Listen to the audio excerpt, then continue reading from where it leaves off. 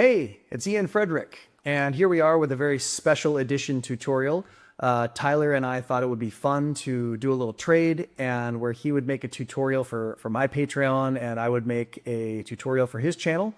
And yeah, so here we are. If you're not familiar with me or my work, I'm Ian. I'm a 3D motion designer. I work a lot with concert visuals and abstract surreal effects all in Houdini.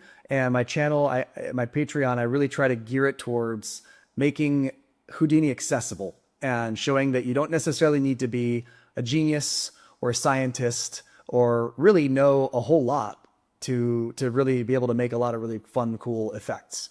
So without further ado, let's get started with this fun tutorial.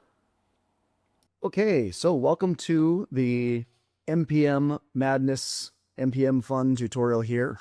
What we're going to be creating today is this right here. I made a couple of little things. I bought this thing called a Muse frame. It's basically like a digital frame that displays animations. So it kind of looks like a fine art frame. So I can hang it in my house. So I've been kind of having fun just making these little abstract, surreal, experimental things that I can just sort of display in my home. And I thought that this would be a perfect opportunity to experiment and make something fun for that and show you guys how to do it. And I hadn't really had a chance to dive into using the MPM solver yet, and it looked really fun. And I'm pretty impressed. It's really, really fun to play with. And my goal here, like with most of my Patreon tutorials, is to show you that you don't really need to be like a scientist or a genius, you know, using math and linear algebra and all that stuff to make something cool. I definitely don't do that. I'm definitely more on the artist side of digital artwork versus the like coding data scientist side. So many tutorials in Houdini are just like so much code and really complicated. And yes, of course, if you want to get to like a really advanced level, sometimes you need to do that kind of stuff. But for the most part, you can do a lot of really cool stuff without having to do that. And the MPM solver is a really great example for that. I can just show you, I'll show you quickly in this tutorial that just with a couple of fun little experiments and, you know, you can tweak a few little things, you can make some really fun results. So let's get started here. First thing we're going to do is we're going to set up a shape. We're going to create a source for the MPM, and then we're going to create sort of our own little curve force to make it move around. So let's start with a grid. So let's put down geo, and we'll call this MPM sim. Put down a grid. Okay. And let's make it like, I don't know, 14 by 7, by 7, something like that, kind of rectangular. And we can get rid of all the rows and columns all the way down to 2. So we just have this. And then let's make this rounded. So let's put down a poly bevel like this. And I'm going to go points, distance, and then let's give it like, I don't know, 20 divisions and put this to like 7. Just kind of make it like that. Great. And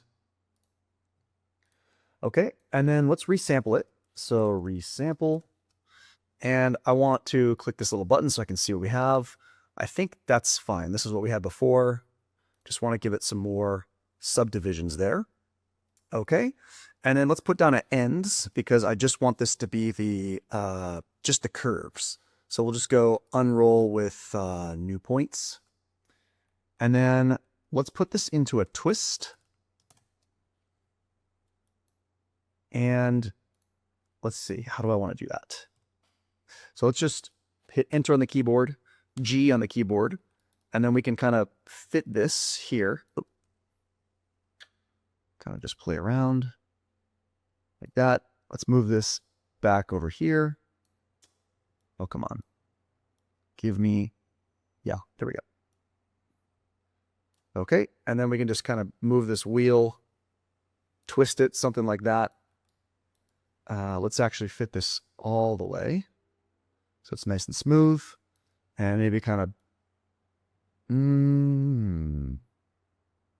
something like that. But I think we can, what else can we do in here? So let's kind of view it. Let's hit spacebar 2 on the keyboard. I want this to be kind of like a figure 8. So let's make sure this is fit all the way. And then let's change this to like 180. There we go. Okay. And then spacebar 1 on the keyboard to go back. Okay, cool. So that's, well, let me save this actually. Okay. So we've got that. And then maybe let's squish it down just a little bit. So let's take a transform. Oops. Transform, append that, and then let's just do like a let's go like 0.4, so it's a little bit more flat like that. So this is going to be the area. So we're going to use this for two things. We're going to use this to generate particles with the MPM, and then we're also going to use it as a curve force to move these particles along this this path here. I'm just making a figure 8. You could do whatever you want. You can, draw your own curve or something, but I'll show you guys how I made this. And then at the end, I'll show you guys that we can easily just swap this out for something else and create something completely different. So the next thing I want to do is put down a polypath. Not there. I want to put it here.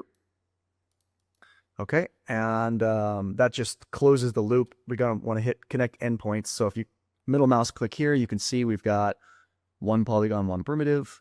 Oh, on this one, did that change anything? No. Well,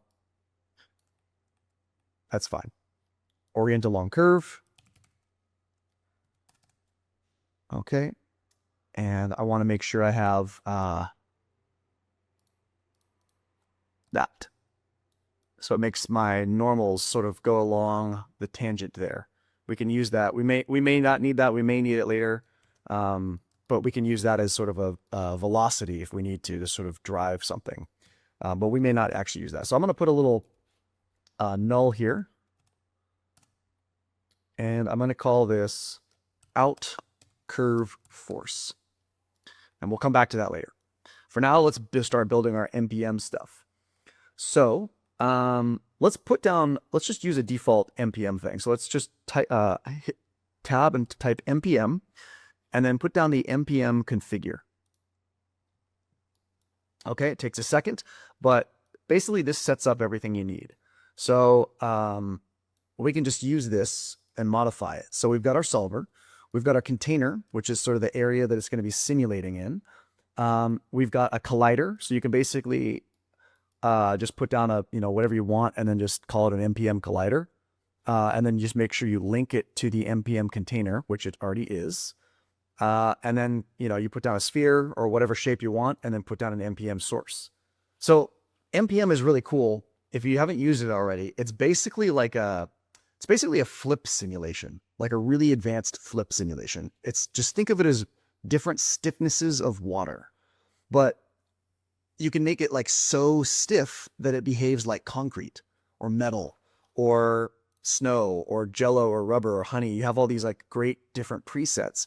So it's sort of this unified solver that instead of having to do like an RBD simulation and then separately a cloth simulation, then separately a grain simulation, and try to get them all to talk to each other, it's just one solver. And you basically say, you can just put down a source and say, this one is jello, this one is snow, this one's water, and this one is concrete. And then just hit go, and it just solves it all for you, which is really, really cool.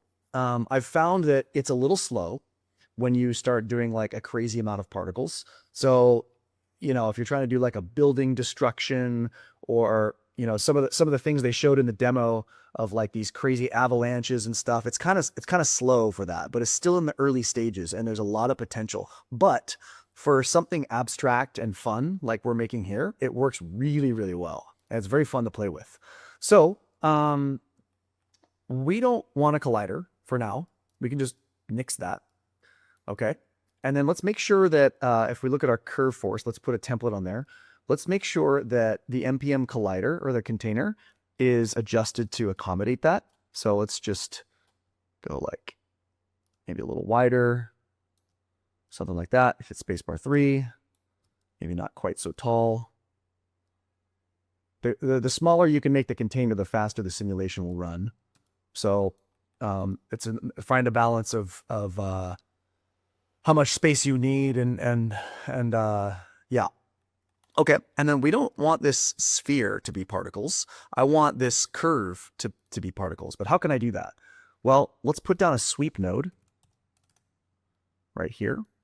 And I want to sweep this with a round tube. And let's give it a radius of like 1.3, something like that. So I want it to be thick, but I don't want it to be so thick that intersects at the center there. Okay, and let's give it like 40 columns so it's nice and smooth. And then let's see if yeah. Okay, so the reason I put down this polypath, I was trying to show you before, if we don't have it, it doesn't connect the endpoints. And then when you put down a sweep, there's this like gap. So that's what the polypath is for. That connect endpoints it makes it all one single path. And then when you use a sweep node, it's just this nice closed loop. Okay. And then what we could do is we could just plug this right into the MPM source and give it a second.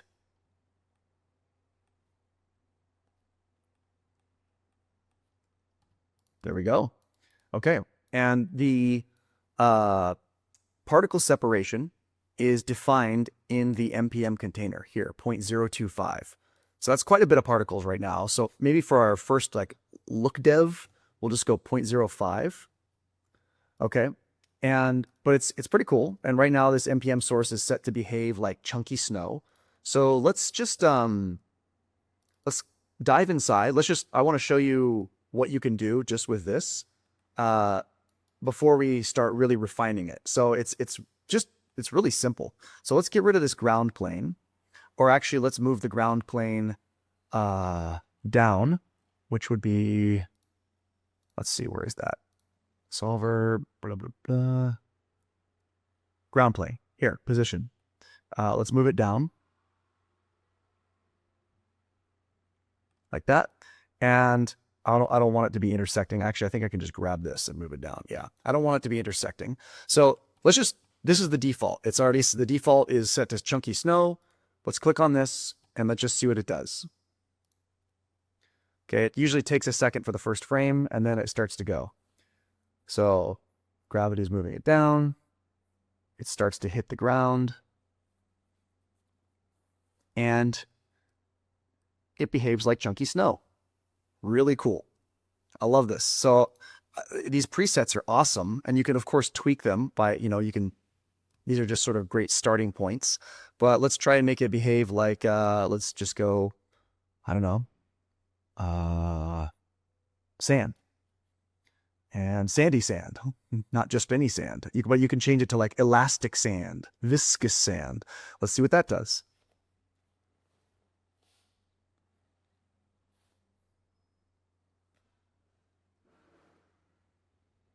Give it a second.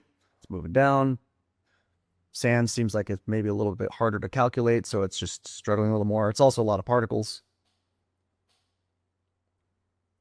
Cool. It starts to, you can see that it's like spreading out a lot wider than it was with the clumping snow.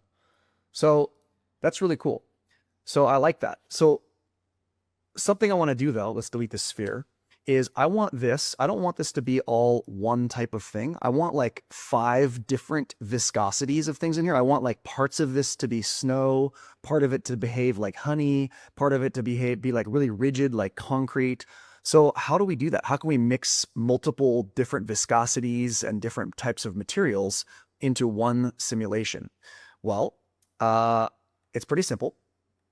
So what I did is up here at the sweep, before even entering into the MPM solver, let's just cut that off. And let's move this off, way off to the side. And we're going to give ourselves a little bit of room here. So I'm going to take a points from volume. And I'm sure there's a billion different ways to do this, like in anything in Houdini, but this is kind of the way that I figured it out. That seemed pretty reasonable. And I think I just left the point separation the same. And then I like to use MOPS a lot. So if you don't have MOPS, I would suggest that you go download it. The stuff we're going to be using in this tutorial is from the free version of MOPS. There is a paid version you can use that gives you access to a bunch of great nodes, and I use them all the time. But definitely, if you don't have the free version, go download it right now because it's just a great way to make easy fall off. So I like to use that. So we're going to use the MOPS noise fall off, which again is from the free version. And we can just hit preview fall off here. And what I want to do is kind of give this a frequency of like, I don't know, 1.7, something like that. And we'll use Perlin noise. Yeah, I think that's nice. I think the rest can be kind of defaults there. And then I'm going to start kind of deleting stuff, and we're going to work on them individually. So let's put down a delete node, and we'll plug this in here. And I want to go points, and I want to delete by expression. And the expression is at MOPS fall off is greater than 0.3. So basically, I want to delete everything that has a higher value of that is higher than 0.3, which is a decent amount. So this is the before, and this is the after. And of course, this is just a number I made up. You can tweak this to your heart's desire. Okay. And then I want to duplicate this and change it to delete non-selected. So now I have the opposite over here. And again, I'm going to give myself I'm going to need a little more room.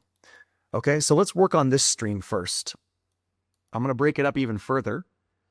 So let's put down another delete. And I want to then go change this to MOPS fall off is greater than 0.15.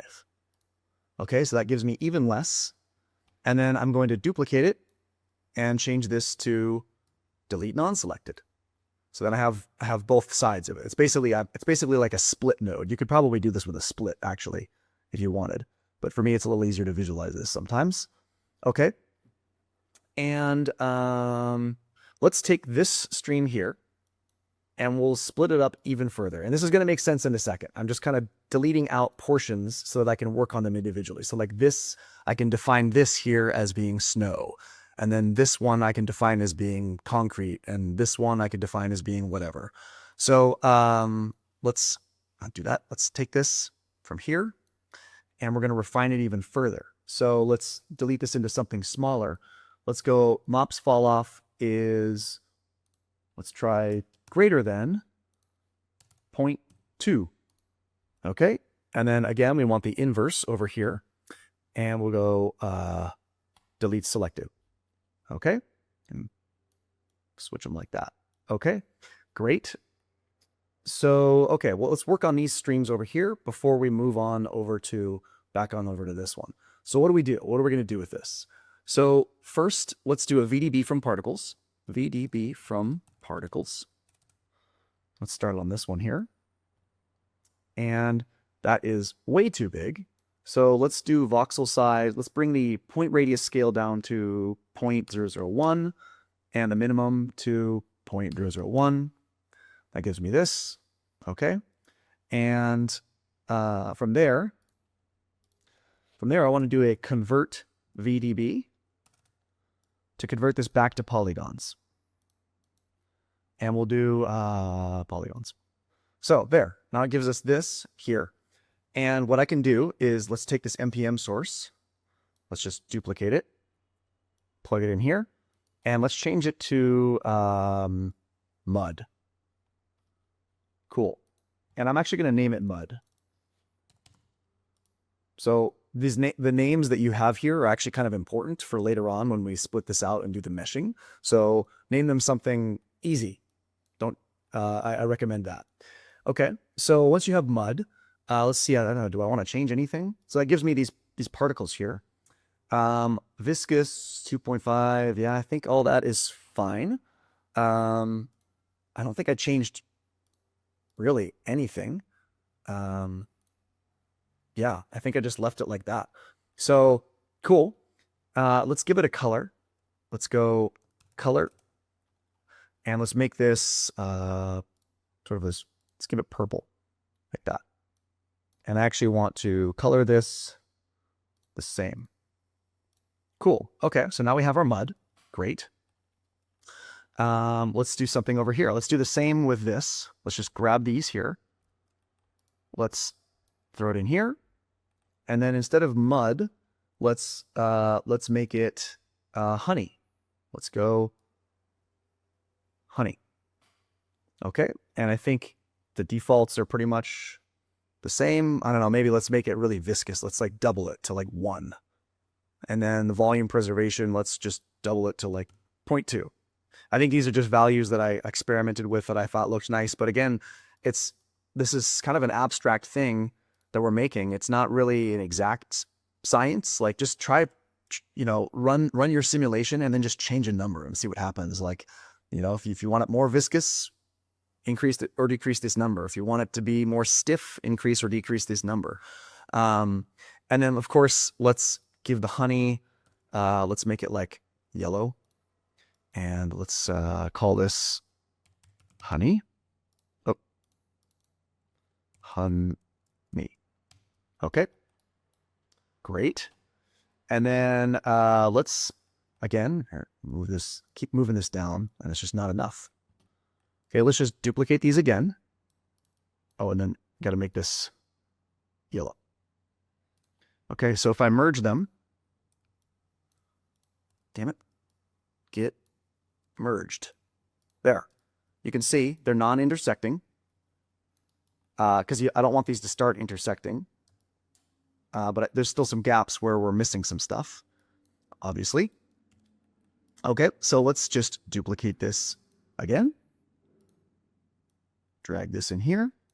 And this one, I think I want it to be, let's do sand. Let's go, where is it? Sand. And what kind of sand do I want? I think I want it to be sandy sands, just like this. Great. And let's, again, change the color. Let's merge this in. Let's change the color, give it something unique. Give it like a white. And then make this white. Cool. So we can visually see it. Change the name to sand. Okay, so we're getting there. Almost got a few more to go. Okay, so let's come back over to this stream over here. And let's refine it even further. So why don't we come to this and let's put down another MOPS noise fall off. We're going to add additional noise. We're going to overwrite this. Let's hit preview fall off. And let's do an amplitude of like 1.28, something like that. Frequency of 1. I don't know, let's just increase the frequency a bit, 1.7. I don't know, something like that. Yeah, I think that's fine. And then let's start deleting it out again. So let's grab a delete node, one of these over here that already has the little thing written for us. And let's do at MOPS fall off is greater than 0.5. Okay. And then once again, let's duplicate it and set it to delete non-selected. Wait, I want this one to be delete selected. So we have this and this. It's inverse. Great. And then this one here, we're going to split it even more. We're going to go MOPS fall off is greater than 0.6, and we'll change this to delete selected. Move this over here. Same thing. Delete non-selected. So we have both. Okay, great. And then let's just grab one of these things, one of these little stacks that we've already made. Built ourselves here. Drag it over. And this one, I want this to be snow. So let's say snow. And let's see, what kind of snow do I want? Do I want it to be, I think I want elastic snow. Let's see what the hell what is that about? Elastic snow? I've never heard of that. And then in my original example, I changed this to 1864 and 0.3431. And these are just like random numbers that I chose. I just kind of ran the simulation a few times to find something that I liked. But again, I'm just showing you that like you don't really have to know exactly what this stuff does to to make something really cool. You could just kind of change some numbers and hit simulate and see what happens. It's really fun. Okay, so we're going to call this one snow. I probably should have made this one the white one, but let's make it blue because I don't think I have that color yet. And color blue. Okay, let's bring this over. Merge that in. You can see we're starting to get somewhere. So this is how, you can manipulate each one of these separately and define the areas that you want to be made of different materials. Okay, let's go one more. Let's take this. Oops, I don't want to bring this delete over, actually. I want to just bring the VDB from particles. And I want this one to be Jello. Okay, so lots of just blobby, yeah, and elastic Jello is fine. I think just the defaults are fine. Let's make this one sort of a reddish color. Come up here like that. And we'll make sure that we name this Jello. Okay, great. So we've got that. And then the last one here, let's make it concrete. So let's grab this, do something really stiff. So let's make it concrete. And then chunky concrete. Yeah, I think the settings are all pretty much the default right there. And then let's make this, what do I not have? Green? Yeah, let's make it green. And call this concrete. Great. So we merge them all in. And what do we get? We get back our original shape. Basically, it looks like we may be missing some chunks. What am I missing here? Did I blast something away? So I've got, so this is my original. Deleting this 0.3, non-selected. Let's see.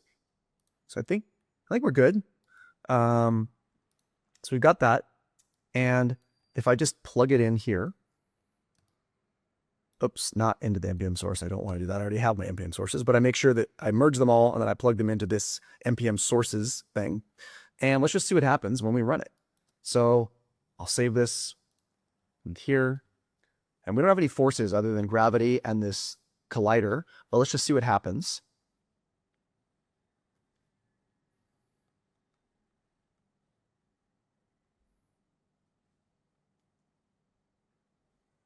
So some of it's going to be like super viscous, some of it's going to be chunkier, some of it's going to blob out.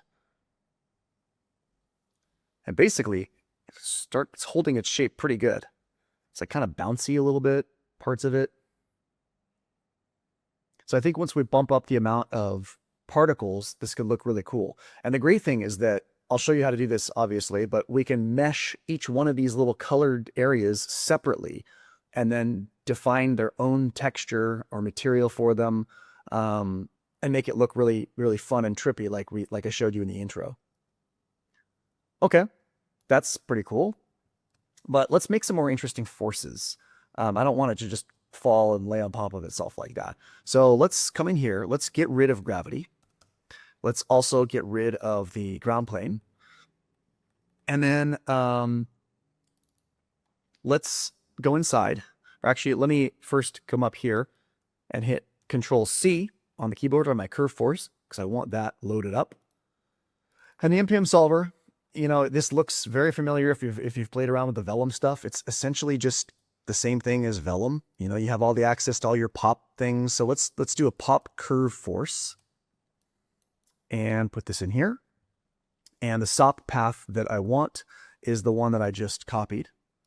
So that will give me a force along the length of the pop force. Okay, and things I can change. The follow scale is like how fast it moves along the curve. The suction scale is like how fast or how strongly it sucks all the particles towards the center of the curve. The orbit scale is like how much it spins around the curve as it moves. And then of course you have these fall offs that show you like the distance of how far away that affect, you know, how far away the suction affects everything. So let's just change a few things. I want this to follow pretty quickly. Let's go like 6. I also want this to stay fairly close to the original shape. I don't really want these to go like flying off into space. So let's change the suction scale to like 6 also. And then the orbit scale, we can change to like 5. I want this to kind of spin as it moves. And I think that's pretty much it. The suction, let's see, did I change anything? No. Orbit force. Let's maybe into orbit force. So this is the closest to the curve, and this is farther away from the curve. So you can see the particles that are closest to the curve will spin with a value of 5, and the ones that are farthest away will not spin at all. So I think maybe I want a little bit more, a little bit over here, so they spin towards the outside edges as well. Okay, and then let's just run that. Let's just see what happens. I'm just gonna run just a little flip book here. Size, let's just do 75% and hit start. Okay, so I've got this little flip book here. Took about 2 minutes to simulate almost 200 frames, so pretty quick. Now, this is moving pretty quickly. I probably want it to be slower than that, but the cool thing about this is we can adjust the speed here, or we can always retime it afterwards. And that's, in fact, we're definitely going to retime it afterwards because I want it to be moving really slowly and hypnotically. But you can see it's doing what it's doing. You know, mixing the viscosities really well. I like this piece that kind of comes flying off and then reconnects. You can see that, like, where is it? This piece here, I love that. I kind of like flings and then off and then reconnects with the other stream and immediately starts going the other direction. Right? That's pretty cool. So, okay, this is looking better. This is looking closer to what I want. Other things we can change. So maybe I want to come back in here. Let's try making the follow scale not quite so crazy. And maybe the orbit scale, the orbit force fall off. I don't know, maybe something like that. I don't know. That's, what else? Global forces, force along length, shaping. The other thing we can do is we can increase the influence radius. So right now, these are overlapping just a little bit, but if I increase this a little bit more, we might get some of this curve that's like moving perpendicular to this one. It might like grab some of these particles down here and have them kind of like swapping particles, swapping streams a little bit towards the center, which could look kind of cool. What else can I do to make this more interesting? Well, let's add a pop vop. And let's introduce some curl noise. So if we jump in here, we can put down a curl noise, and we'll just put the position into position. And then let's go multiply. And let's see, let's do velocity here. And then this one here. And then this out to velocity. Like that. And then I want to be able to multiply this up or down. I don't want to just have it be directly like that. So let's put down another multiply. Put this here. And then we'll put down a parameter here. And we'll call this vel mult. Copy that, put it in the label. And now we'll make a parameter one level above here that we can use to influence this. And let's put this to like 0.25. So basically I'm multiplying it down so it's only 25% of the strength, and I can easily adjust that. And in the curl noise, let's change this to like simplex and make the frequency a little lower, like maybe 0.5 or something like that. Something like that's good. Let's give it a, amplitude of like 5. Just start there and just see what that does. Okay. And I don't know, let's run another simulation, see what this does.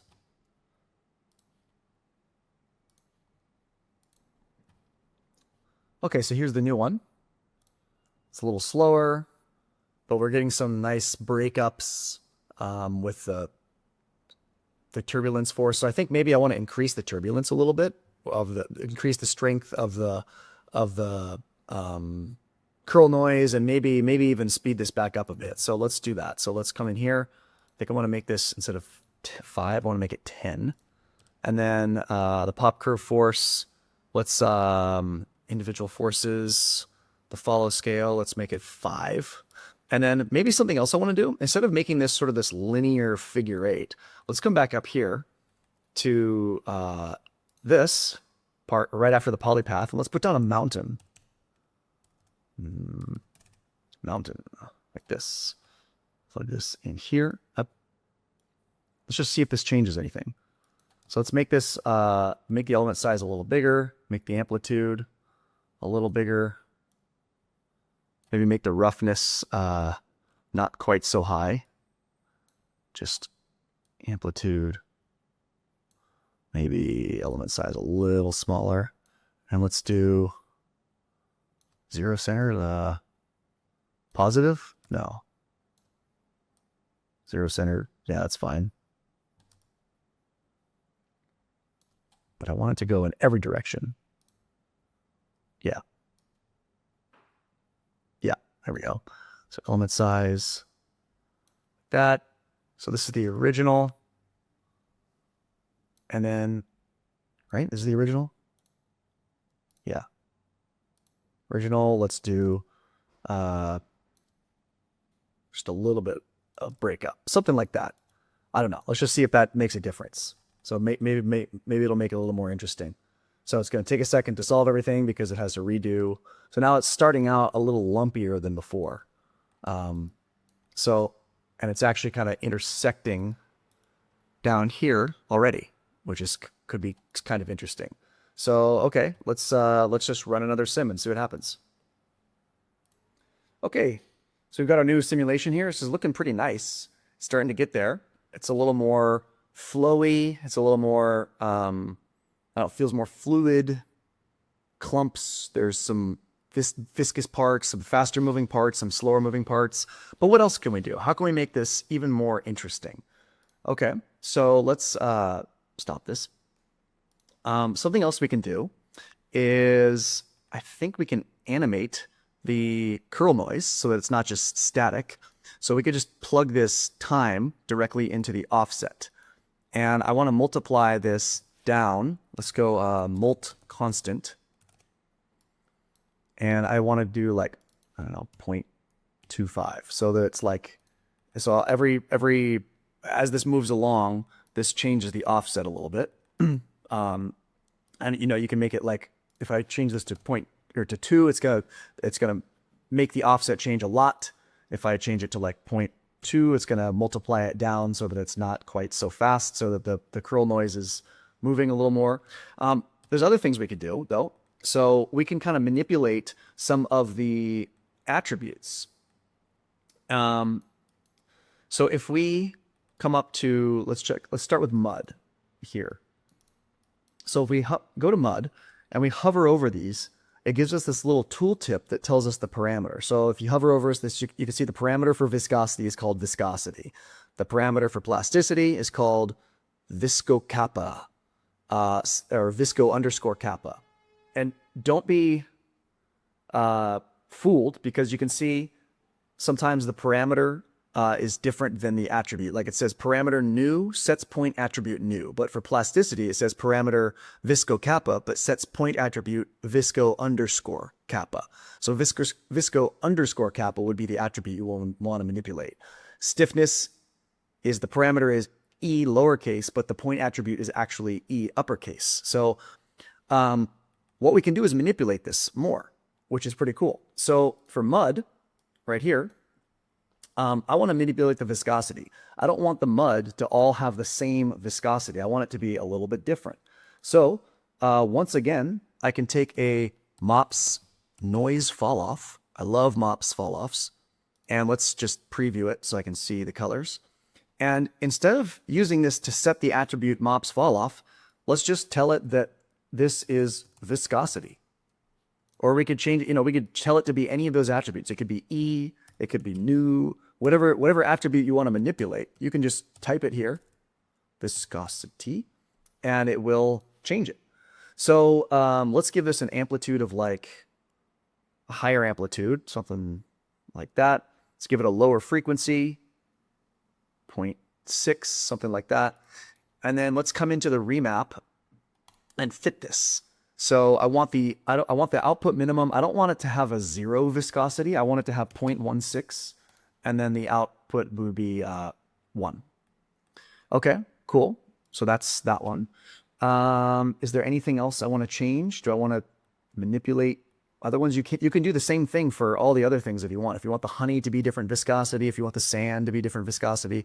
But for now, I think the mud, since this is one of the larger, because some of these are, well, honey's pretty large too. Let's maybe manipulate the viscosity of the honey as well.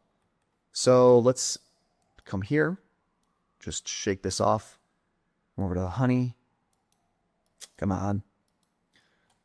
Viscosity is 1 here, but I want it to be between, let's say, 1.5 and 0.5. So, and then let's just change the noise on this a little bit so it's not, doesn't match the same as the other one. Let's, I don't know, increase the frequency, something like that. So we can directly manipulate all of the attributes. So play around with it because it's really fun. You know, if you want something to be stiffer, so each one of these things has their own properties. Like we got mud, honey, sand, whatever. But then within each one of those properties, we can manipulate them even further to sort of break up the simulation. So let's see what that looks like. Let's come here, and I'm going to increase the particles resolution a little bit. So let's just go down to 0.4. Let's see what that does. It's a little bit more crisp. And I'll just kind of position the camera somewhere like this. And I'm going to run a flipbook. Okay, so let's check out this latest simulation here and see what happens. So I think this is looking a lot better. I'm really liking the way it looks. I love that you can see sort of the inner core closest to the original spline that we drew is moving quicker than the outside. So we get this sort of like variation in speeds, variations in viscosities. I'm really digging how it's looking. And you can see that like towards the center here, they sort of like mush and meld together, and they don't just completely stick to their figure eight. They kind of swap places, like the ones from down here kind of get picked up by some of the particles up here, and they start changing directions. And then right here, it's like pretty fast, and over here, it's kind of slow. So I'm digging how this is looking. So I think what I want to do is I want to increase my resolution and then cache this out. And then we'll do some retiming and some texturing a little bit. So what I want to do, I think for my final one, I did 0.025. So let's just give that a second. There we go, nice and crisp. Be careful with this though, because you know every time you move this down like a little bit, it creates like a shitload of particles. Like right now we have 4.9 million.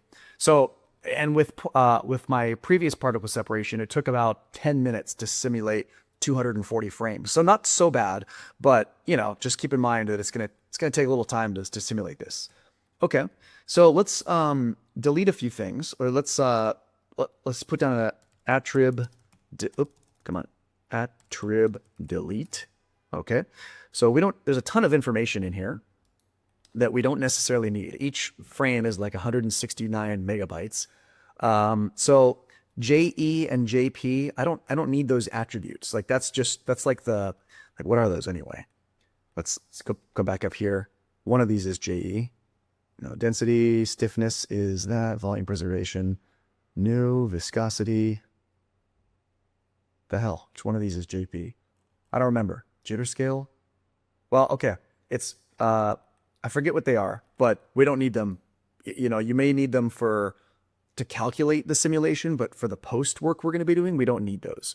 So let's go JE, JP. I do want ID. I do want P scale. I want velocity. I want the color, I think, and I want the source name. Definitely do not delete the source name. And then vertex attributes, doesn't matter.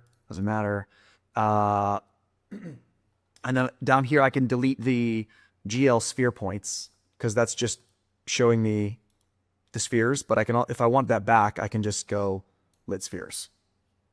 So we don't necessarily need that.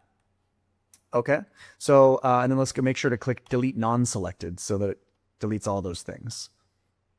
Oh wait, no, sorry, delete non-select. Don't do that. Just delete those.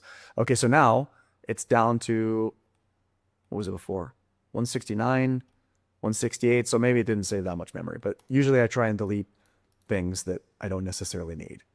Okay, and then let's just put down a file cache.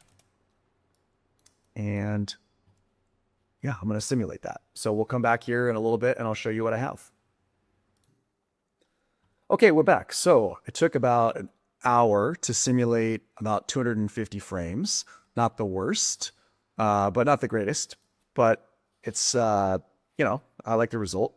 So cool. So here's what we've got. It's moving faster than I want, which is what I expected. So I expected to retime this anyway. So what I want to do is put down a retime node, and let's just do that here, retime.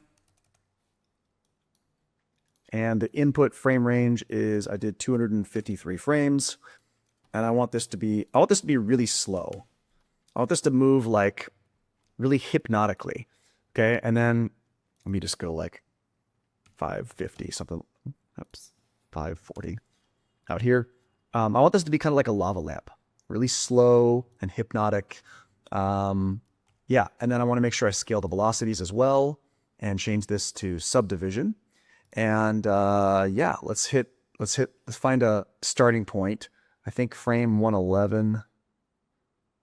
Yeah, like 111 sounds pretty good. Start from there. And go to like 540 and see what that looks like. Okay, so here's what it looks like at 0.2 speed. It's looking pretty cool. I think it might be a little slow, so maybe I bump it up to like 0.25 or something, but it's getting there. Cool, so that's not important right now. We can adjust the speed later. Yeah, maybe I'll just do 0.25. I don't need to run another sim or another flipbook or anything.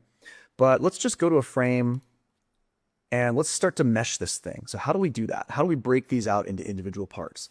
Well, the cool thing is, if I hover over this, you can see that it has something called a source name under the point attributes, and it's a string of, there's 6 of them because I have 6 different materials in here.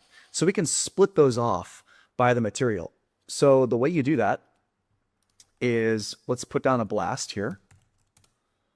And what we want is to blast points. Oops. And we'll do delete non-selected because I want to delete this. We'll just call this mud.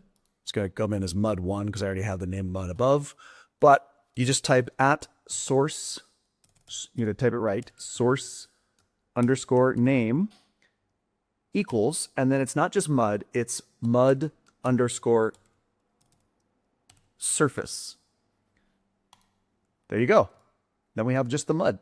Okay, so let's do that for all of them. So we want mud, we want honey,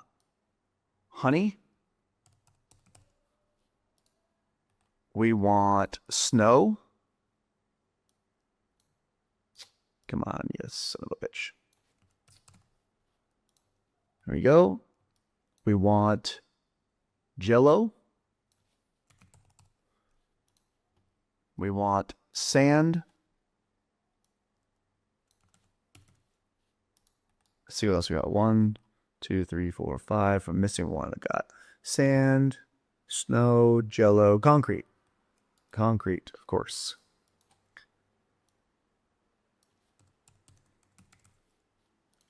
And let's name these accordingly. So this is concrete. This is sand. This one is jello. This is snow. And this is honey. Cool. Okay, so let's start with one stream here, and I'll show you what we can do, and then we'll just copy and paste it to the rest of them. So what we want to do is we'll do a VDB from particles. So VDB from particles. Okay. And I want the voxel size to be the same as my particle separation up here, which was 0.025. So we can just do that. 0.025. Whoop, 0.25. Okay. And I'll probably need to adjust the minimum radius so that, there we go. Okay. And I want to do a VDB reshape SDF. And with this one, I will do a dilate. Let's do like 1.5 or something like that. And then let's do a VDB smooth as well. VDB smooth SDF. And I think just the default is fine. Cool. And then if you want, you can do another one. You can do a VDB, damn it, reshape. So VDB reshape again.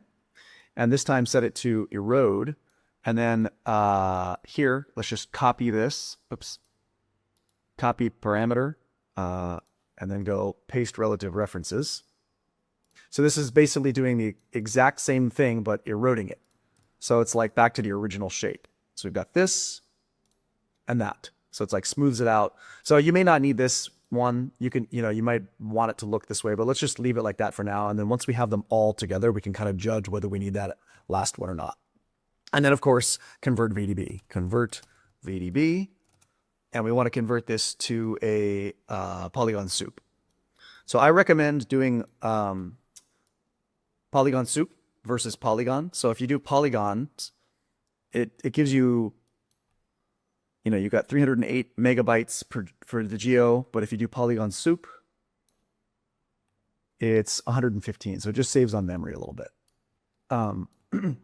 Okay, cool. So we've got that.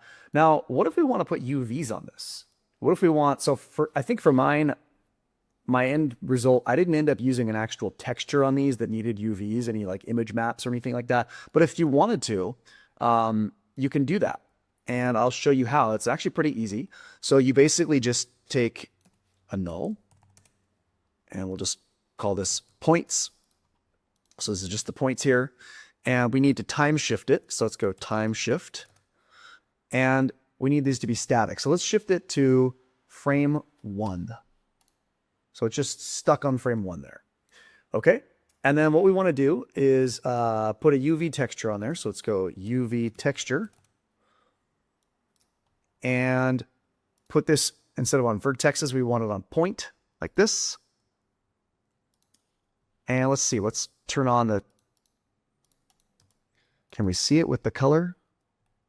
Let's do attrib delete. Let's just delete the color and see.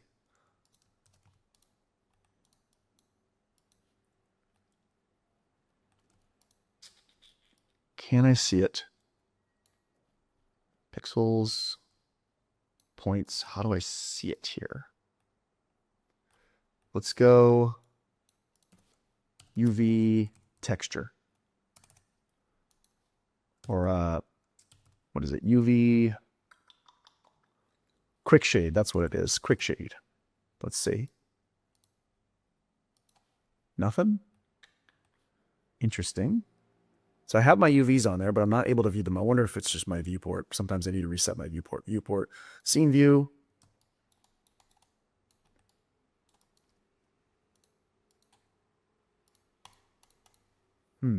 Interesting.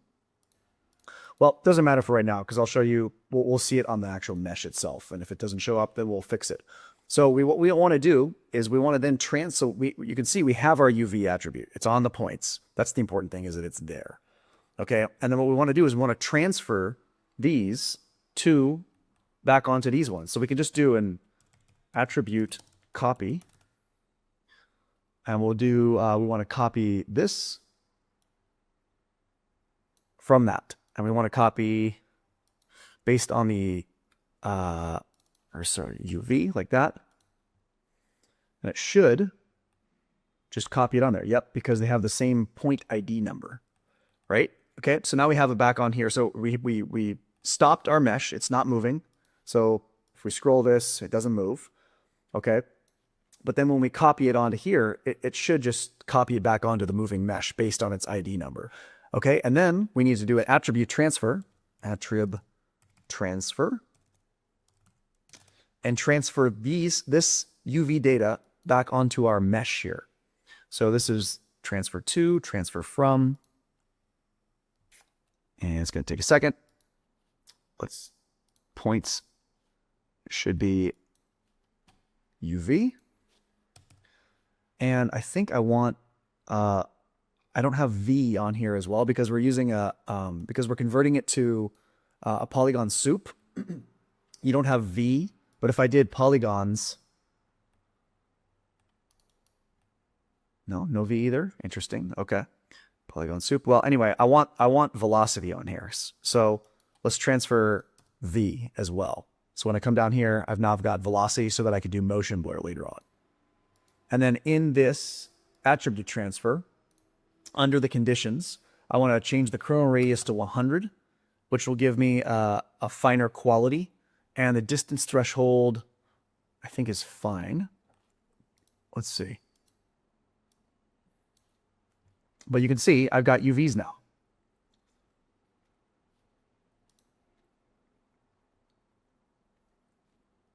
Come back to frame 1. So here's my UVs. Pretty cool.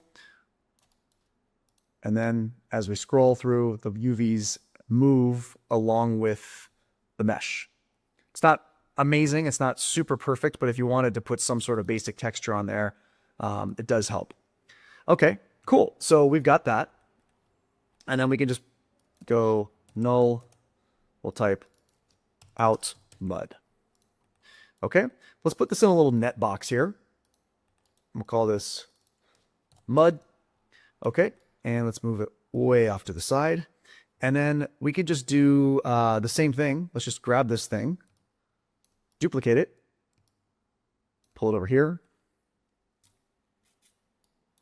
Okay, and then let's just replace this with the honey. And let's see, this honey should also go here. And come on, one more here. In fact, I want to make this a little easier for myself to do in the future. So instead of, let's just put down a null here.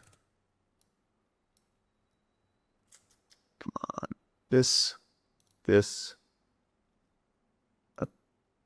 and that. Okay, so now we've got out honey. So we've got this and this.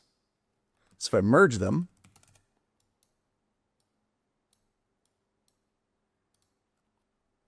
you can see I've got two separately meshed, non-intersecting things, kind of like oil in water. You get these like blobby things that don't actually mix.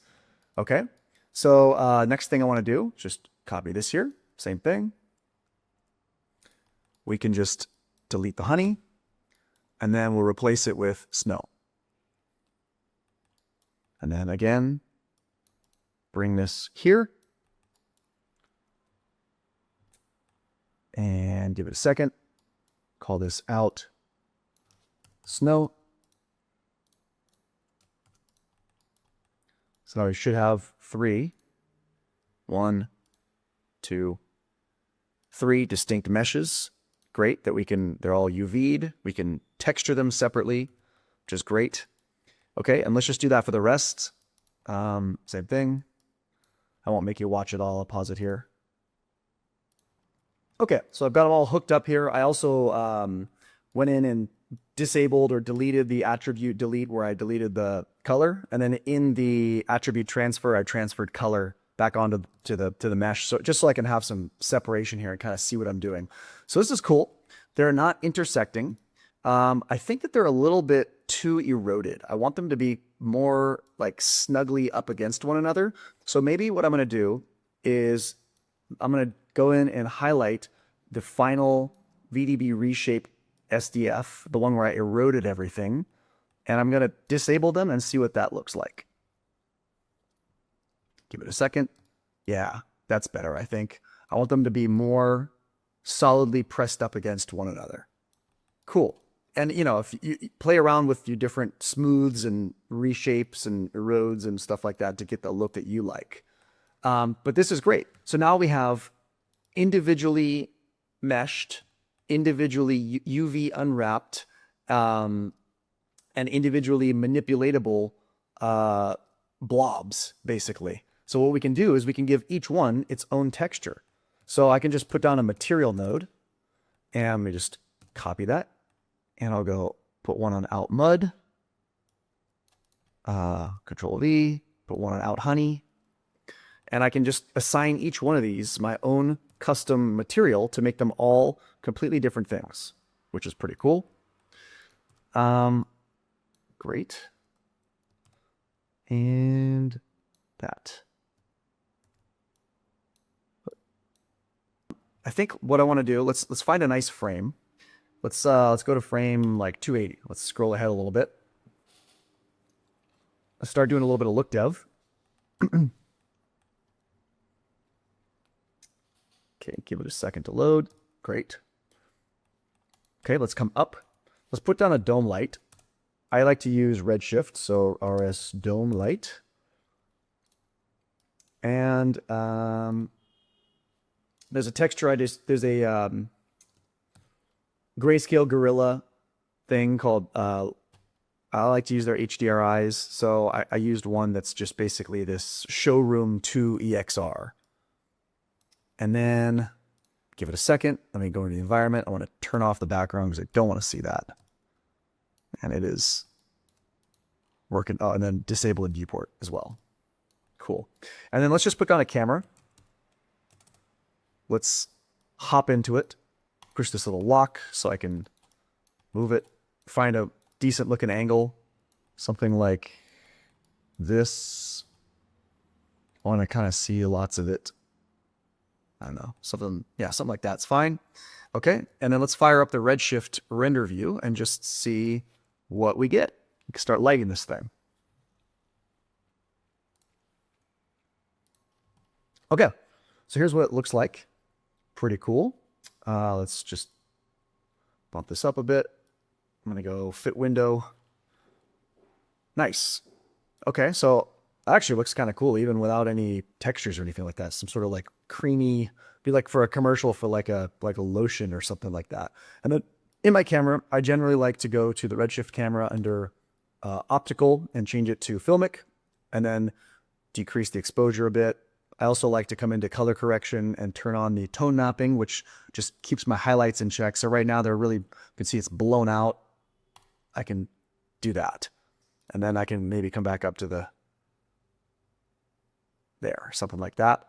And let's just find a nice dramatic angle a little bit. So let's just kind of move this around, see what we get. Let's go 90, 180. Nope. 240.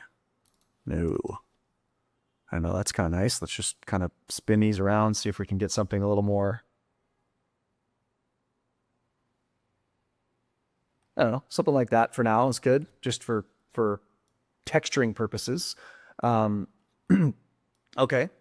cool. So let's assign a texture to something. So for this first one, so for the first one, let's just come over here and type /matte/clear. Because I want some of these to be sort of metallic. I want some of them to be like glass. And then what I'm going to end up doing is I'm going to make this one clear so you can see through it. But then I'm also going to keep the points as well and make them as like little glittery particles that see. So it's like glitter inside of a clear surface. So we don't have this material yet. So let's create it. RS material builder. And we'll call it clear. Okay, and we'll dive inside. And what I want to do is in here, let's actually fire this back up because now that we've written this material, it should assign it. Cool, you can see sort of the gray area where it's assigned. Let's bring the base weight down to 0. Let's bring the reflection roughness way down to like 0.01. I want this to be like nice and shiny. And then let's bring the transmission up to 1. so that it's just glass basically. And I think that's pretty much all I want to do for that. Maybe I add in a color. So for the transmission color, let's do like, I think I use something like that. It's interesting. Something like that. I don't know, I can change that later, but gives it like a interesting look, maybe even less like that. We can add some dispersion too, if you want, make it kind of like, that's kind of cool. I don't know, I just like to play around with stuff like this. Ooh, real interesting. Well, that's cool. Maybe just a little bit of dispersion like that. Could be kind of cool. Okay, so we've got the clear material. Okay, and then let's go back up to, oh, sorry, let me set a quick mark. So hit Control 2 here to set a quick mark for my material context. And then for my, or sorry, I want to do it here, Control 2. And then I want to do Object and hit Control 1. That way I can just hit 2 or 1 to bounce back between those two. It's really a handy trick. Okay, and then for the next one, let's make a material. Oops, damn it. Let's go here and type /matte/gold, or let's just call it metal 1, metal 01. Okay, and then hit that to go to the number 2, and come on, take me there. Okay, RS material builder, call it metal 01. And that should assign it. Come on. I think it's because I'm screen recording or something. So yeah, we got the clear one. Now we've got this gray one here. Okay, so what I want to do is I want to assign this. I want to make this sort of like a tinted color metal. So I want something kind of purpley. I think that was the value I used. So just sort of like a light purple. And then you just hit reset on this.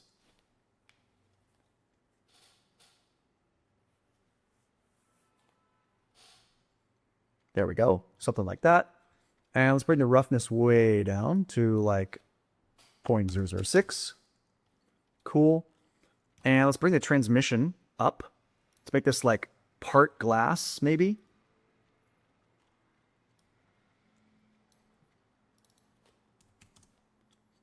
Something like that. Let's give it some subsurface scattering too. I'm just trying to make some like weird, interesting materials. So let's go like 0.471. And then we'll make the color like this. Like an interesting scatter color. And let's bring the scale way down. 0.001. So it's like kind of clear, let's give it some dispersion too. Let's do like 1.83.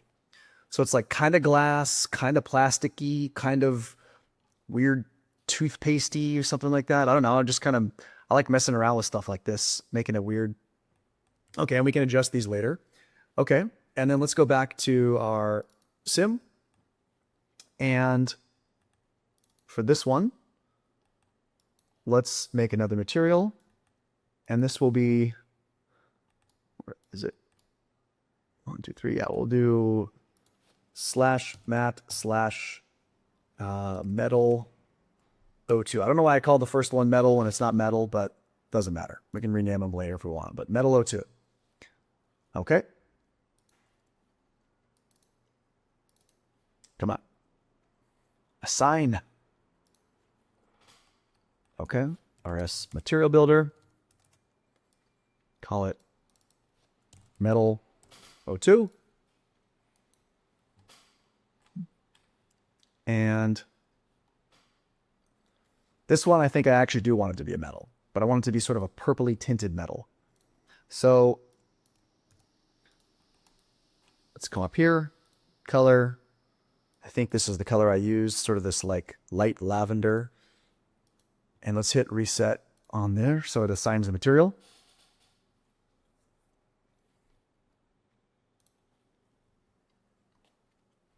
but I want the metalness to be 1. So it's like this shiny metallic material. And the roughness can be 0.2. That's totally fine. Okay, great. That's looking pretty nice. Digging that. Okay. Let's go back and add another one. So for the next one, we'll go /matte /metal 03. Okay.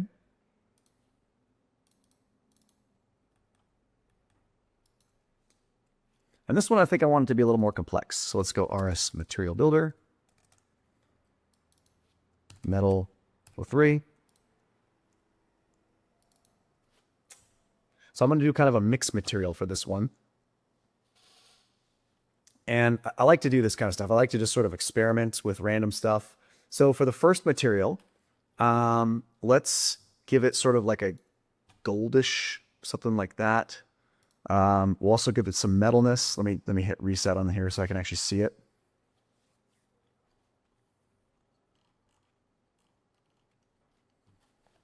Let's give it a little bit of metalness, maybe like 0.25, something like that. So it's kind of like not quite plastic, not quite metal. Let's maybe decrease the roughness 0.026, make it a lot more shiny.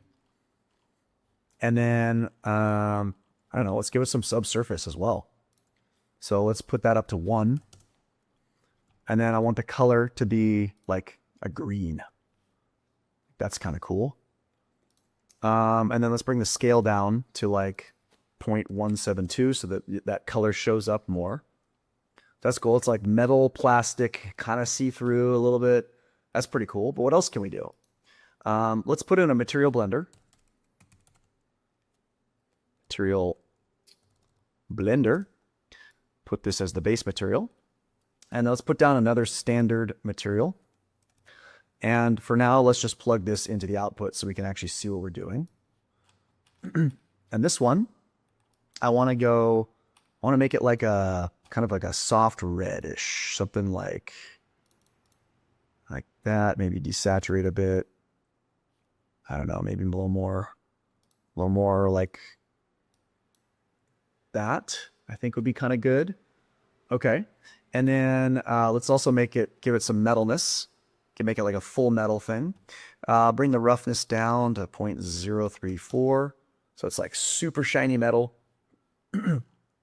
And then let's, I don't know, I think that's pretty much what I did there.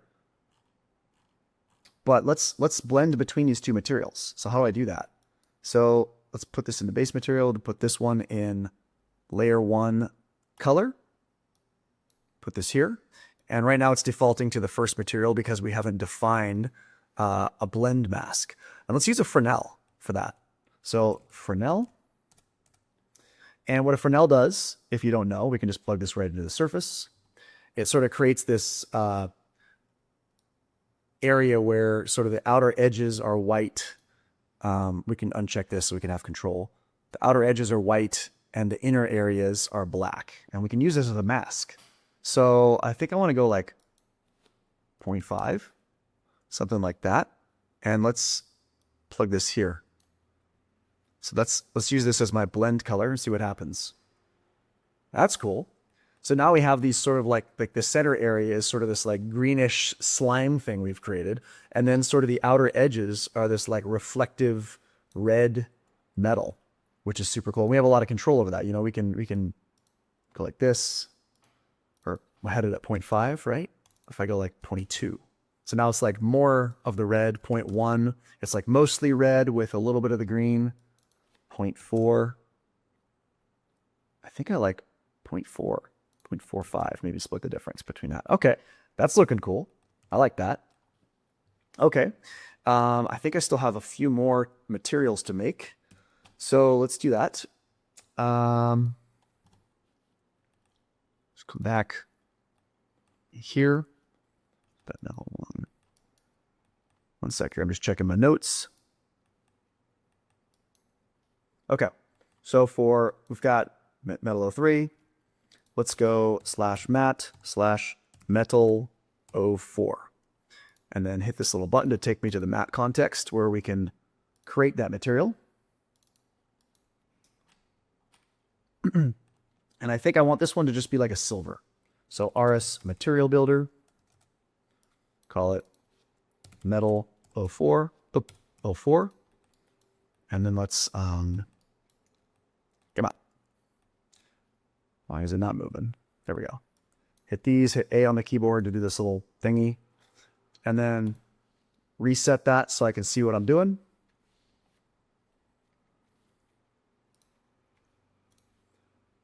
Okay, so let's come into metal 04. So this default is fine, but let's bring the metalness up to 1. So now we have a silver material. And the roughness at 0.2 I think is fine. Maybe I'll do 0.1. I want that to be pretty shiny too. So now we have sort of a shiny silver as well. Okay. And I think we have one more to do, which is the concrete. And that will be /metal/mat/metal 05.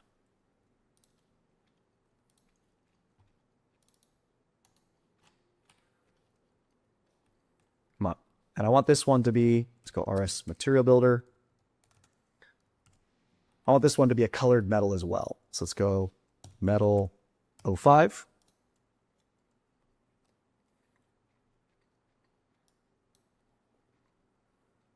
Come on. Let's do that.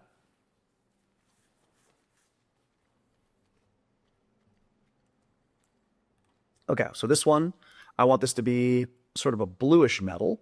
So maybe somewhere bluish, greenish. You make it a little darker, a little more green, something like that. And then let's bring, I don't know, maybe, yeah, so you can see it here. It's just these tiny little pieces. Maybe I want some subsurface. So let's do a subsurface scale of 1. And remember, we're looking at this little part here.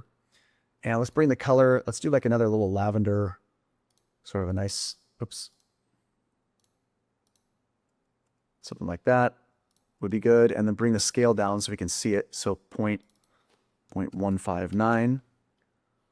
So it's sort of like a clearish, I don't know. Maybe I want to bring the metalness up.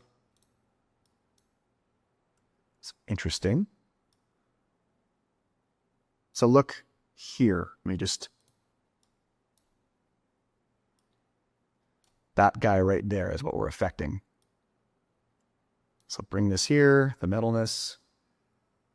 If I bring it full metal, then it's fully metal. Maybe something like this. So it's sort of like, it's like a metallic and yet subsurface scattery thing. Like, that's pretty cool. So it's almost like iridescent. So it's like kind of purpley, kind of bluey. Yeah, I'm digging that. Cool. Okay. The one other thing I want to do is, I mentioned it before, is these clear parts, I want them to carry their, I want them to be full of particles. So I'm going to come over here, because this is the clear material we made, and I want to take these points and copy that. And then I want to come into, let me just freeze this for a sec. And I want to put down a node. Oh, come on. It's called instance. We're going to instance a bunch of stuff to those points. And I can just delete this add. I don't need that. And I'll put down an object merge and paste in that copied null called points. And now you can see, well, let me just hide other objects. We've got the points there, and we can do stuff with that. So in there, what I want to do is, let's attrib delete.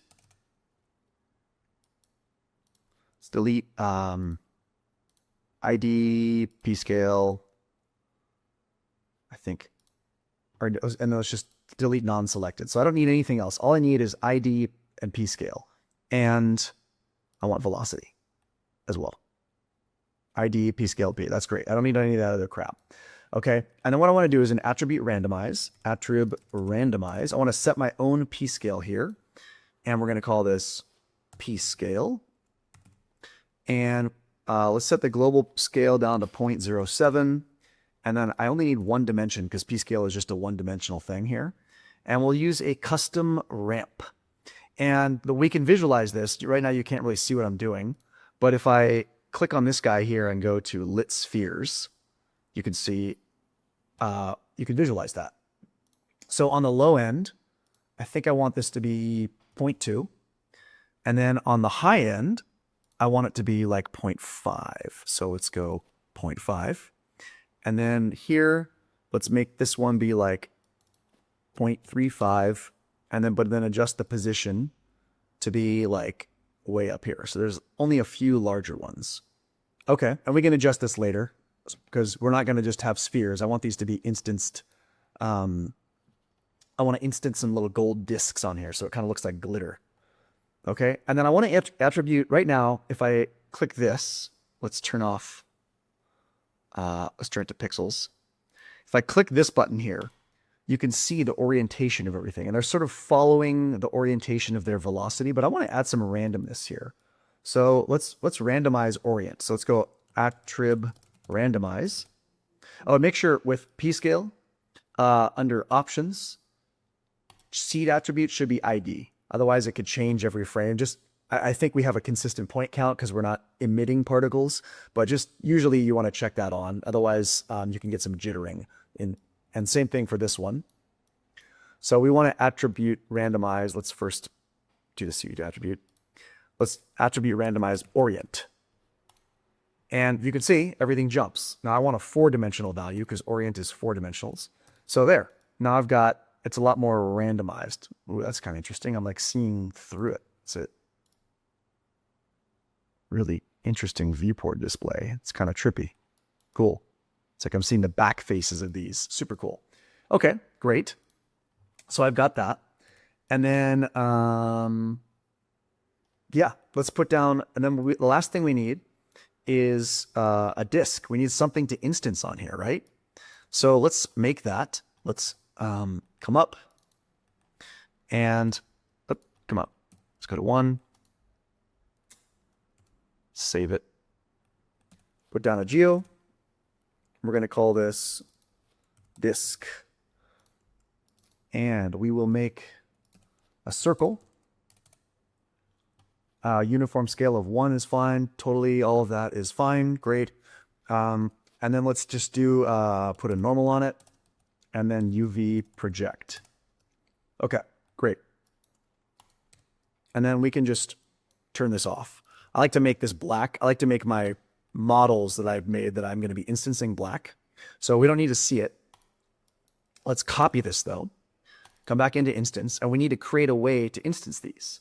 So you need to put down an attribute create. Oh, attrib create. And the attribute we're going to be creating is going to be called instance. It's a point attribute that is a string. And the string is that copied object container called disk. Okay? So now this isn't going to look like anything. So let me turn this off and let's fire up the render view so you can just see what I've done with just the particles. Hopefully it works. Yep. So now you can see I've got thousands of little instanced particles. Pretty cool, right? And then if I turn on, let's add a texture to that. So let's make a gold texture for that. I think that would be cool. So first, yeah, let's turn this on. And then the texture needs to be on the disk itself. So let's come over here under render. Let's type /matte/gold. And then we'll come over here, RS material, builder. We will call it gold. And then let's just make a gold. So metal, or I think I'll need to reset it so it actually displays. So let's make it metal, and then just change the color to be like a lighter Yeah, I think something like that's good. Okay, so cool. We've got our gold little flakes in there. And then let's turn back on the mesh and see if we can see that through the glassy material that we made. Let's see what that looks like.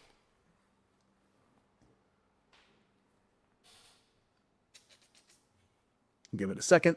And I may need to adjust the scale of these. So yeah, so you can see inside this sort of gooey thing that I made, this sort of like dispersed glass material, you can see that there's like all these particles, as if they're sort of, these flakes are like contained within this goo, which is pretty cool, right? Nice. Okay, now what if I think I want to try and get those particles to like spin or something. Man, this is looking pretty cool. This is weird. I love weird shit. Okay, so let's come back up to, let's turn this off. Come here. Let's turn this on. And let's do like a MOPS randomize. Let's go MOPS randomize, which is, again, part of the free MOPS. If you don't have it, get it. It's awesome. And what I want to randomize is randomize orientation.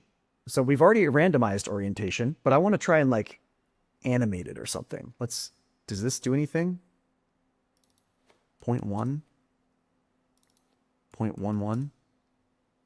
Yeah, so if I just,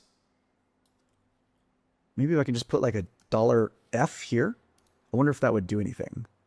Maybe $F times 0.3. Let's multiply it down. And let me just do a little flip book, because I want these to sort of like rotate and spin as they move. So let's try that. Let's just do a flip book and just see what happens. Just check a few frames and see. Actually, I want to put down a time shift and just time shift it to frame 1. I don't want to, I'm getting confused with the motion. It's kind of hard to see because as this thing is like moving along the curve, I can't really tell if these things are moving. So I just want to freeze it so that when I actually need to put this above the MOPS randomize, I want to freeze it so that the particles aren't moving. I just want to see if they're spinning or not. So let's try that again. Okay, so check it out. So I've got it here. You can see all this like flickery, jittery motion. They are spinning, but probably like way too fast. So let's just maybe try the MOPS randomize. Let's do like 0.01. And then let's try that again. So let's check it out.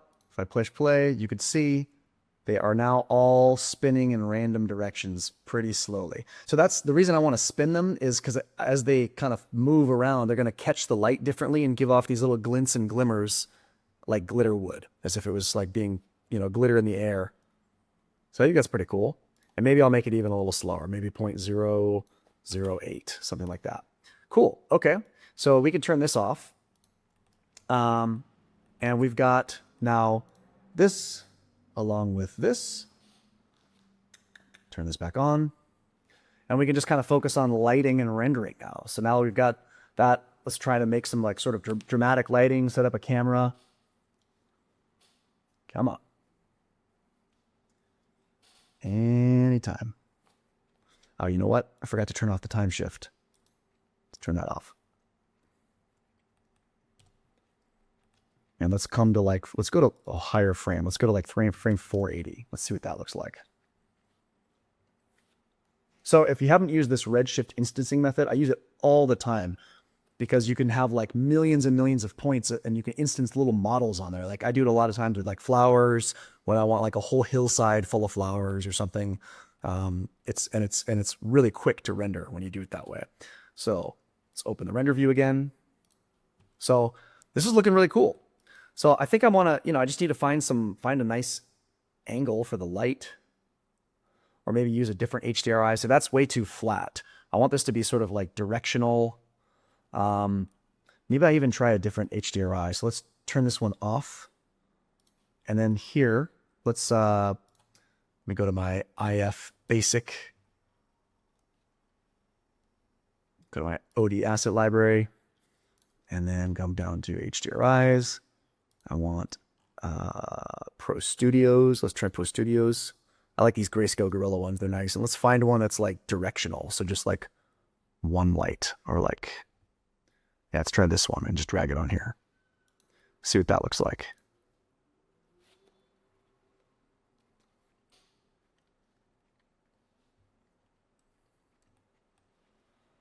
Ooh, that's kind of cool. So let's come back up to the dome light. We'll zero these out. Maybe that's too moody, so maybe I bring back a little bit of this one, but bring the intensity down. No, I don't know. I think maybe I need more like, let's try a different one. Let's try this guy. I like this one sometimes. That's too flat. So let's move it like 90, 180. That's kind of cool. 220, 50. Just kind of playing around with something. So play around with your lighting, trying to get something dramatic. I'll play around with it here in a second. But something else I want to share you is I want to, when I render this, I want each one of these different areas, each one of these different materials to have their own crypto matte ID so that I can use that as a matte in compositing and I can adjust certain areas without having to adjust the whole thing. So what I need to do that, I'm going to turn this MPM sim off and I'm going to put down a geo and I'm going to put down a object merge.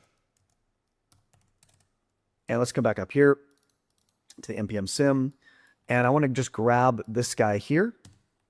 Got material 1, material 2, material 3, 4, 5, and 6. We've got 6 materials.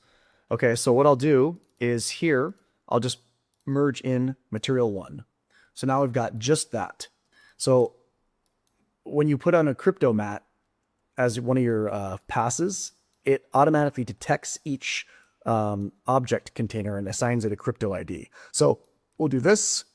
We'll come here, change this to a 2. There we go. Do that here.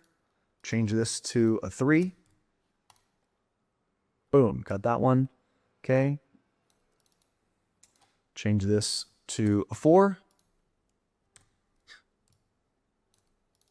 And change this to a 5. And I believe one more, right? Change this to a 6. Yeah. So I think I've got them all there, right? So we've got material 1, 2, 3, 4, 5, 6. Yeah, that's all of them. Great. So now I make sure you disable this one so you don't render it twice. But you've got all these here. Each one will have their own crypto ID. And then when we go to composite it, I can rotate the hue of one of these, just one of these little sections without affecting the other ones. Or I can do a denoising operation on one area that needs it more than the others or something like that. So, yeah. Okay, so I played around with the lights a little bit here. So let me just pause this thing. So what I've done, let me come out. Basically, just placed a, let's see, I've got my light dome.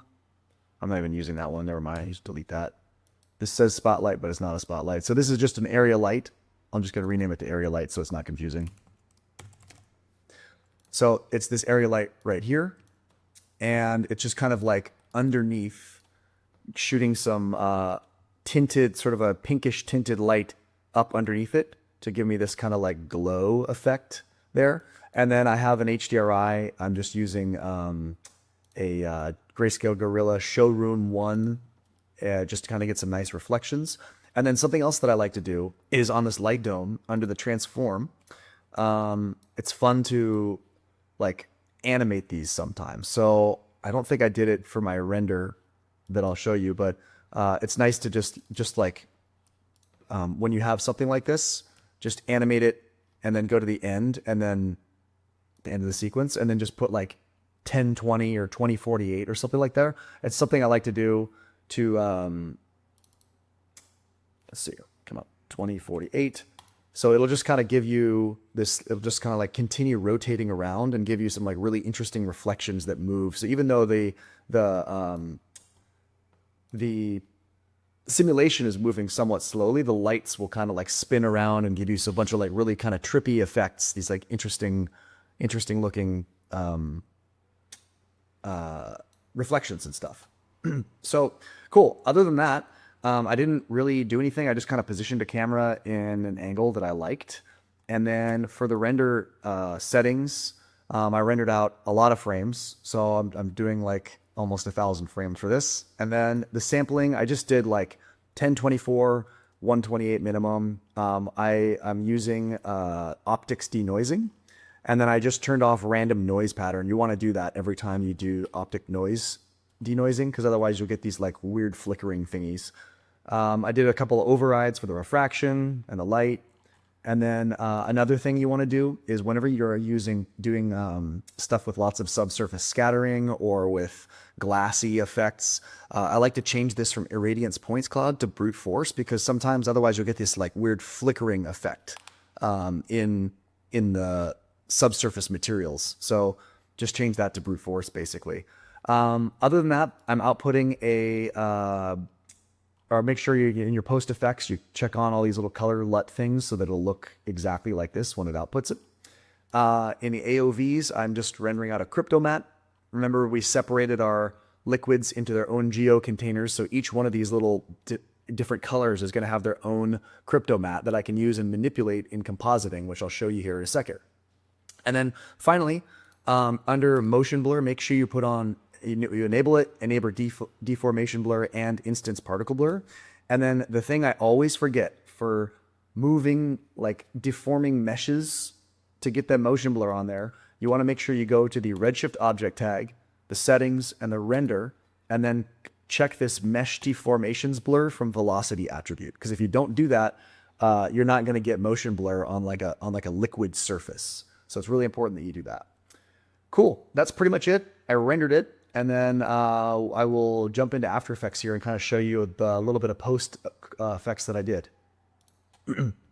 Okay, so here we are in After Effects, and I've got my sequence and its crypto mat imported. So let me just drop this into a new one here. Okay, it's looking cool. So the first thing I want to do is this renders with transparency. So I want to just put down like a colored background.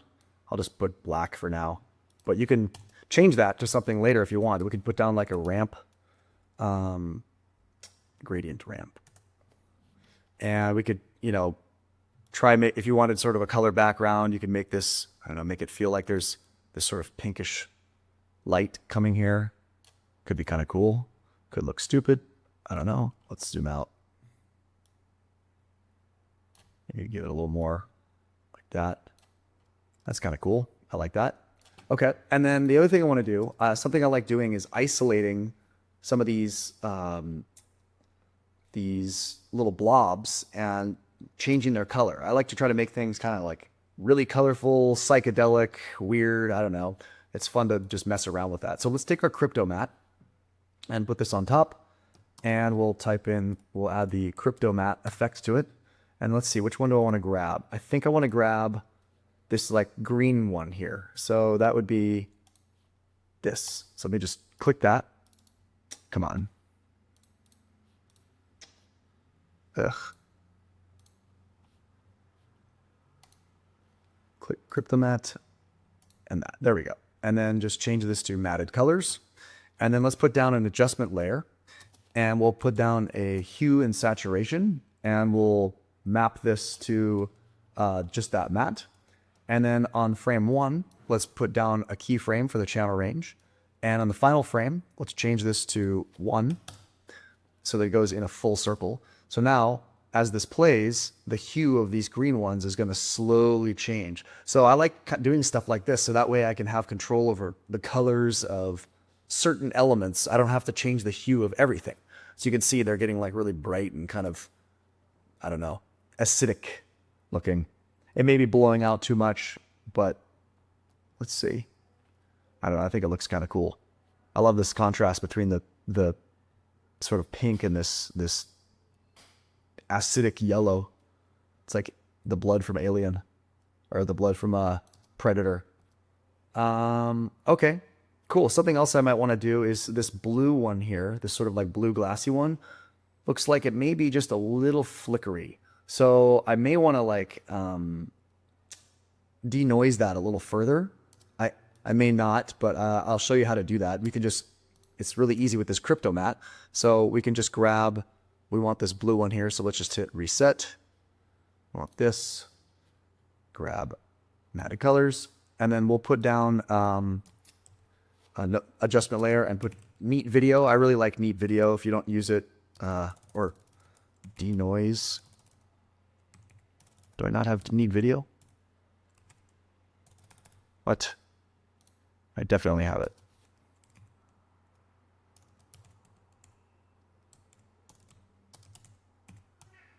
The heck? It's so weird. Oh, it's because it's called reduce noise. It's by neat video, but it's called reduce noise. I always forget that. Okay. So, and then I want to hit prepare. We'll come in here.